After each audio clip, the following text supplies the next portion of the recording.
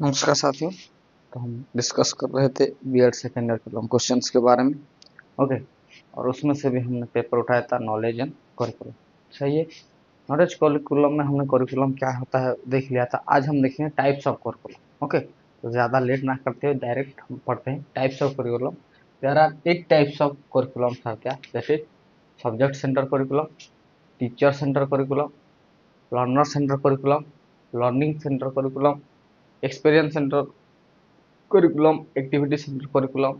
Okay, activity दो बार लिख दिया शायद मैंने। ओके, तो एक्टिविटी एक बार काट लीजिए। Activity centre curriculum and hidden manifest. Hope you understand this. Seven. Okay, seven curriculum types of curriculum are there. तो एक एक करके हम नोट बनाते चले जाएंगे और समझते चले जाएंगे। पहला, subject centre curriculum. Okay, it is the oldest curriculum design. सबसे पहले यही है और आज भी है।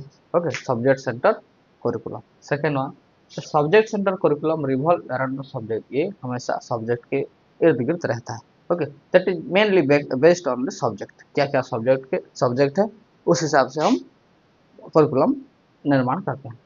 फिर the knowledge is divided into different subject. फिर जो नॉलेज होता है उसको हम डिफरेंट डिफरेंट सब्जेक्ट में डिवाइड करके दे देते हैं। जैसे कि बायोलॉजी का बायोलॉजी, मैथ का मैथ, ज्योग्राफी का ज्योग्राफी। तो knowledge is being divided in different different subjects.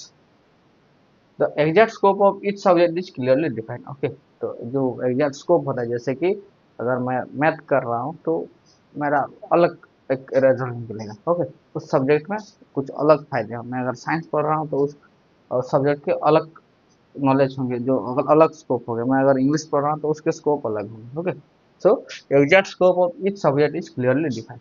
Okay, here the scope are given, here the subject are given more importance। इधर सब्जेक्ट को, क्योंकि सब्जेक्ट सेंटर करिकुलम है तो किसको ज्यादा इंपॉर्टेंस दिया जाएगा, सब्जेक्ट को। Okay, subject are given more importance. It is based upon theoretical aspect of learning. ये किस पे बेस्ड है, that the theoretical aspect of learning. Okay, theoretical way में जब पढ़ाया जाता है, that's the thing. It's based upon the theoretical aspect of learning. It's communicate to student mainly through classroom teaching. और ये बच्चों के साथ डील कब करता है, कम्युनिकेट कब करता है, during the teaching learning process in classroom. The main objective is to develop intellectual ability of the child. और इसका मेन एबिलिटी क्या है कि बच्चे में इंटेलेक्चुअल डेवलपमेंट ज़्यादा से ज़्यादा हो सके। सही है, चलिए लिखिए, फिर हम उसके कैरेक्टरिस्टिक्स लिखेंगे सब्जेक्ट सेंटर करिकुलम में। Characteristics of subject centre curriculum. देखिए, पहला है subject focus. Subject centre curriculum क्योंकि है ये, तो subject focus. It's primarily emphasis on subject और academic discipline such as math, science, history, literature, it's ETC. Okay, etcetera. तो इन सब को वो प्राइमरी एम्फासिस देता है। कहाँ पे, सब्जेक्ट सेंटर करिकुलम में। Each subject is taught as separate entity with its own body of knowledge, skill, content. Okay, और हर एक जो सब्जेक्ट है वो separately with their own knowledge, okay, own knowledge, skill and content के through ये हमको सेपरेटली पढ़ाया जाता है। Okay, next, second characteristic is learning subject matter each and itself. The main focus of the teacher, administrator and student are to complete the subject matter। Okay, जो subject में जो है, जो कंटेंट है, जो सिलेबस है, उसको पहले हमको खत्म करना होता है। That's the main focus. To cover all the topic which are provide in the course. जो जो कोर्स में जो जो टॉपिक्स है, उन सारे टॉपिक को हमको खत्म करना होता है इसमें। Okay, learning subject method reason and it's all part of preparation for the examination. इसका पूरा जो प्रिपरेशन है, it's for the for exam. Okay, and it show the influence of subject centre approach. और क्योंकि हम सब्जेक्ट ही पढ़ रहे हैं, हमेशा एग्जाम के लिए पढ़ रहे हैं, that's implies that its influence on the subject centre approach. Okay, structure content. The curriculum is carefully designed to include a predetermined set of topic, concept, skill related to each subject। हर एक subject का specific topic, specific concept और skill, it should be carefully design in the curriculum. Okay, इसी को बोलते हैं structure content. The content is organised in logical sequence. और क्या, जो कंटेंट हम पढ़ रहे हैं, that all are being arranged in a logical sequence. Number 5, traditional classroom setting. पहले के ज़माने में जिस तरीके से सिर्फ टीचर आते थे और सब्जेक्ट से रिलेटेड ही बात करते थे, वैसे ही तो सब्जेक्ट सेंटर को offer. Okay, the traditional classroom setting is also subject centre offer. It often associated with a traditional classroom setting when student receive the instruction in individual subject for designated time. और designated time में student को क्या किया जाता था, instruction दिया जाता था और उसमें से वो वहाँ पे पढ़ के उस सब्जेक्ट के ऊपर ज्ञान अर्जित करते थे और उसी से ही सीखते थे। That's the thing. ओके, आपको एक पर्टिकुलर पॉइंट ऑफ टाइम में एक सब्जेक्ट में जितना टॉपिक्स है, जितने कंटेंट है, जितना है, उस सबको आपको कवर करना पड़ेगा। That's all, right it down. फिर हम आगे बात करेंगे और क्या क्या कैरेक्टरिस्टिक्स है सब्जेक्ट सेंटर करिकुलम में। तो सब्जेक्ट सेंटर करिकुलम में और क्या कहता है दैट द सब्जेक्ट कंटेंट में हमको मास्टरी होनी चाहिए। Okay, content mastery.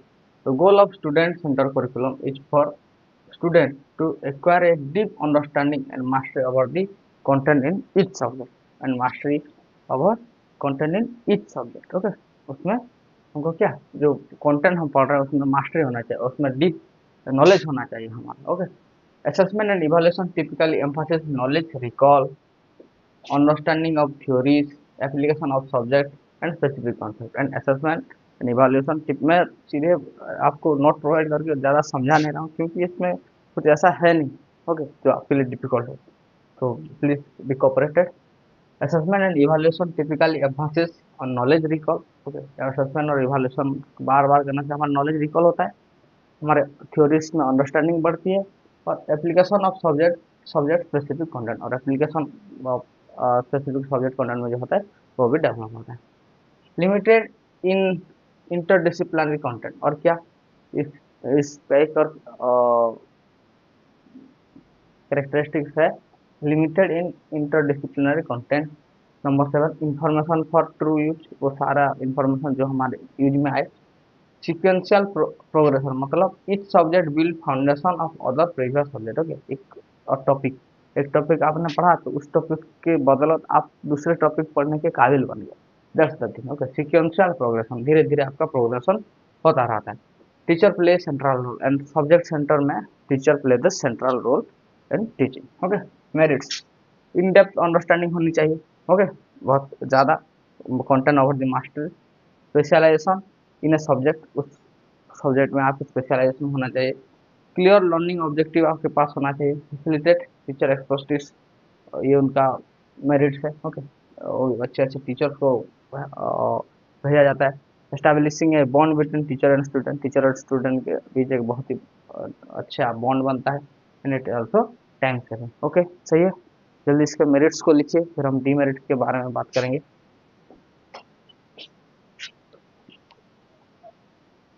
मेरिट तो देख लिया, अब डीमेरिट भी देख लेते हैं। Okay, that is rigid, formal and traditional. इसका और एक मेरिट है, इट इज डीमेरिट है, it's rigid and traditional.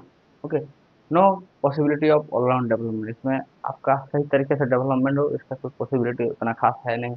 Okay, it is only exam oriented. Encourage rote memorisation, सिर्फ नोट मेमोरी आप मेमोराइज करें ऐसा इसका थिंक होता है। Negligence of individual difference. Okay, individual difference को बहुत ही ज़्यादा नेग्लेक्ट किया जाता है। Next one, freedom is given to teacher and learner. No freedom, no, ना बच्चे के लिए है ना टीचर के लिए कोई फ्रीडम नहीं होता। एंड सिंगल ट्रैक कम्युनिकेशन यहाँ पे होता है, सिर्फ बच्चे और टीचर एक ही बारे में बात करेंगे और बच्चों के बाद खत्म हो गया। सही है, तो ये आपका